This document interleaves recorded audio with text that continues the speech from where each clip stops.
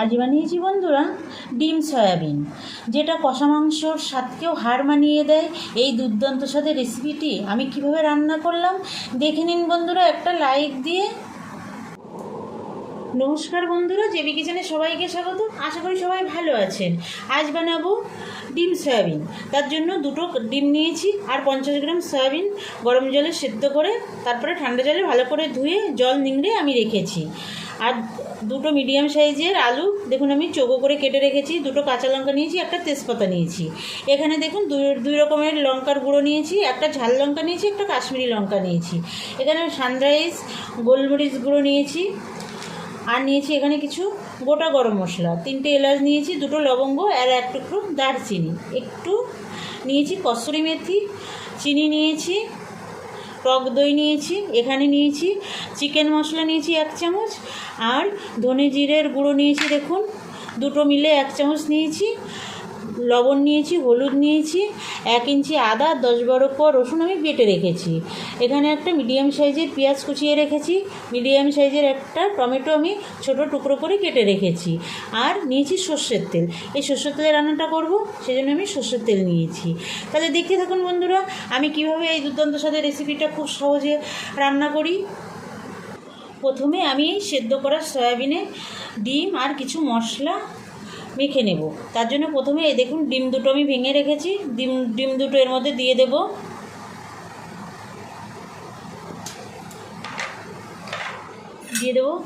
কিছুটা লবণ, খুব বেশি দেব না, কিছুটা দেব। কিছুটা লাল লঙ্কা দেব, এই কাশ্মীরি লঙ্কা রঙের জন্য কিছুটা দেব। একটু হলুদ দেব,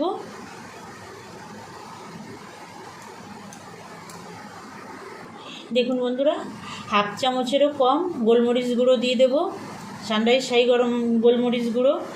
একটু চিকেন মশলা দেব, সামান্য একটু আদা বাটা, আদা রসুন যে বেটে রেখেছিলাম তার থেকে একটু দেব, অল্প করে দেব, খুব বেশি না, একদম অল্প করে দেব। এবার এটা মেখে নেব, হাত দিয়ে ভালো করে ঘষে ঘষে মেখে নেব বন্ধুরা এইভাবে। দেখুন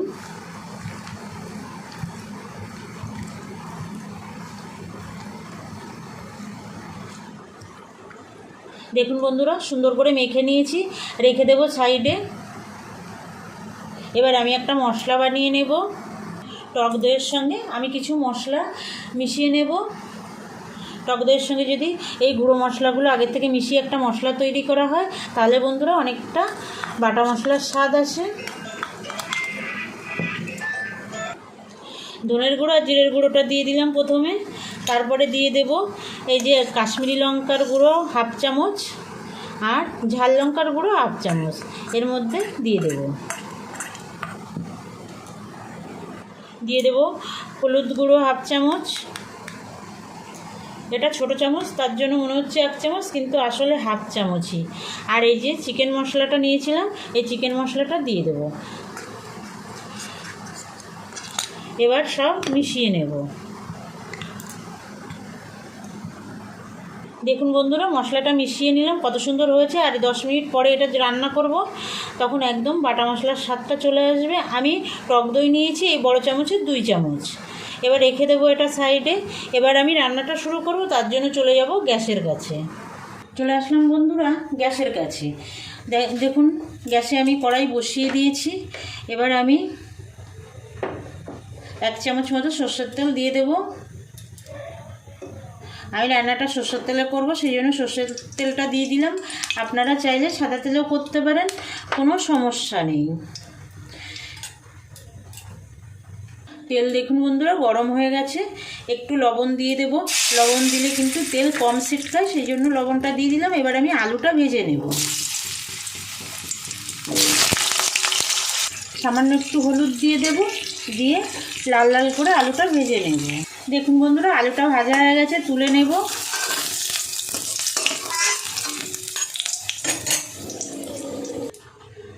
এই তেলের মধ্যে আমি আরও একটু তেল অ্যাড করলাম।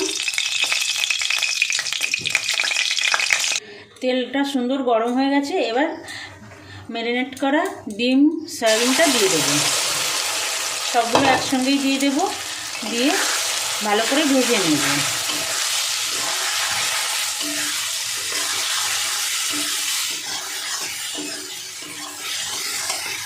দেখুন বন্ধুরা, সয়াবিনগুলো কিন্তু সুন্দর ভাজা হয়ে গেছে।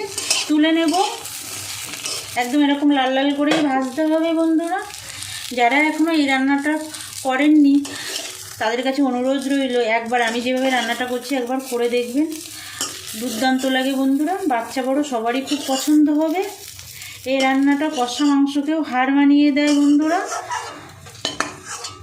আর যে সকল নতুন বন্ধুরা এখনও পর্যন্ত আমার চ্যানেলটা সাবস্ক্রাইব করেননি, আপনাদের কাছে আমার অনুরোধ, আমার চ্যানেলটা সাবস্ক্রাইব করে আমার সঙ্গে থাকবেন বন্ধুরা। বেল আইকনটা প্রেস করে রাখবেন। যখনই আমি নতুন কোনো ভিডিও আপলোড করব আপনাদের কাছে নোটিফিকেশান চলে যাবে, আপনারা আপনাদের সময় মতো দেখে নিতে পারবেন। দিয়ে দেবো সর্ষের তেল। দেখুন বন্ধুরা, তেলটা তো গরম হয়ে গেছে। আমি এবার এখানে গোটা গরম মশলাটা ফোড়ন দেব। আর পুরনো বন্ধুরা, যে সকল পুরনো বন্ধুরা আমার সঙ্গে আছেন, আমার চ্যানেলটা সাবস্ক্রাইব করেছেন, সেসব বন্ধুদের অসংখ্য ধন্যবাদ। আমার সঙ্গে থাকবেন বরাবরের জন্য, লাইক কমেন্ট করবেন আর বন্ধুদের কাছে আমার ভিডিওটা শেয়ার করে দেবেন। দেখুন, 3টে এলাচ, 2টো লবঙ্গ আর 1 টুকরো দারচিনি দিলাম, 1টা তেজপাতা দিলাম। এবার দিয়ে দেব পেঁয়াজ কুচি। মিডিয়াম সাইজের একটা পেঁয়াজ কুচিয়ে রেখেছিলাম, পেঁয়াজটা দিয়ে দিলাম। পেঁয়াজটা একটু ভেজে নেব। এবার আদা রসুন বাটাটা দিয়ে দেব।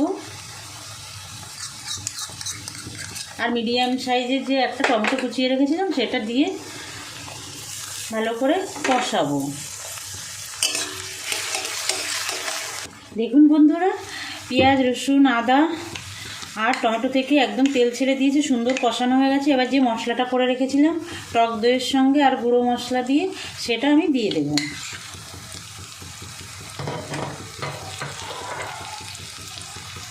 পুরো মশলাটা দিয়ে দিয়েছি, মিশিয়ে নেব। মশলার বাটিটা ধুয়ে একটু জল দিয়ে দেব বন্ধুরা।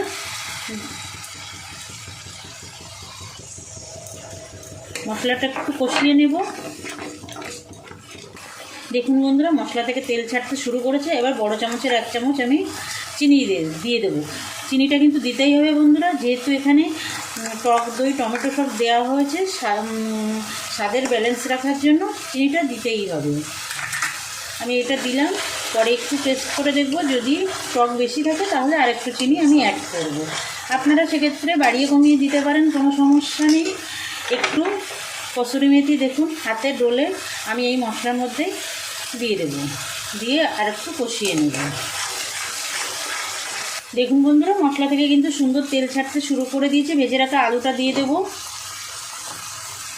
ভেজে রাখা সয়াবিনটা, সব মিশিয়ে আর একটু কষিয়ে নেব মশলার সঙ্গে। দেখুন বন্ধুরা, সুন্দর কষানো হচ্ছে। এবার আমি যে 2টো কাঁচা লঙ্কা নিয়েছিলাম, কাঁচা লঙ্কাটা অল্প করে চিড়ে এর মধ্যে দিয়ে দেব। একটু নাড়িয়ে নেব। নাড়িয়ে আমি এবার গরম জল দিয়ে দেব। আপনারা আপনাদের পছন্দ মতো যতটা ঝোল রাখতে চান ততটাই দেবেন। আর এখানে কিন্তু গরম জলই দেবেন বন্ধুরা। গরম জল দিলে স্বাদ অনেকটা বেড়ে যায় রান্নায়। এবার আমি লবণ দিয়ে দেবো স্বাদ মতো। লবণটা আমি পরে দিলাম, যেহেতু টক দই ব্যবহার করেছি সেই জন্য লবণটা আমি পরে দিলাম। এবার আমি ঢাকা দিয়ে 5 মিনিট রান্না করে নেব। দেখুন কত সুন্দর দেখতে হয়েছে, খেতেও দুর্দান্ত হয় বন্ধুরা। দেখুন বন্ধুরা, হয়ে গেছে ডিম সয়াবিন। আমি গ্যাসটা অফ করে 2 মিনিট ঢাকা দিয়ে তারপরে নামিয়ে নেব। তেজপাতাটা তুলে ফেলে দেবো বন্ধুরা। গ্যাস অফ করে দিলাম, ঢাকা দিয়ে রাখবো 2 মিনিট, তারপরে নামিয়ে নেব। দেখুন বন্ধুরা, রেডি হয়ে গেছে দুর্দান্ত স্বাদের ডিম সয়াবিন।